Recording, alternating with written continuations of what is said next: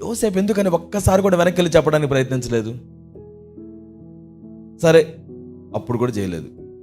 చెరసాల్లో పడ్డాడు, అప్పుడు కూడా తండ్రి రక్షిస్తాడేమో అని ఉత్తరం పంపించడానికి ప్రయత్నించలా.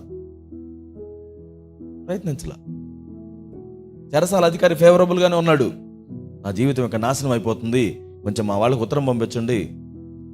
మర్చెంట్స్ తిరుగుతూనే ఉంటారు, వ్యాపారవేత్తలు ఆయన్ని కొనుక్కోవడానికి వచ్చినట్టు, వ్యాపారవేత్తలు అక్కడ దాకా వచ్చినట్టు తిరుగుతూనే ఉంటారు, కానీ పంపించలా. దాదాపు 7 నుంచి 10 సంవత్సరాల వరకు చెరసాల్లో గడిపిన తర్వాత దాదాపు రాజు అయ్యాడు ఐగుప్తు దేశానికి. అప్పుడైనా పంపించవచ్చు కదా. ఇప్పుడు నేను ఉన్నత స్థానంలో ఉన్నాను, రండి, నేను ఇక్కడ ఉన్నాను, ముఖ్యంగా అదిగో ఆ 10 మంది వాళ్ళని అర్జెంటుగా శిక్షించాలి.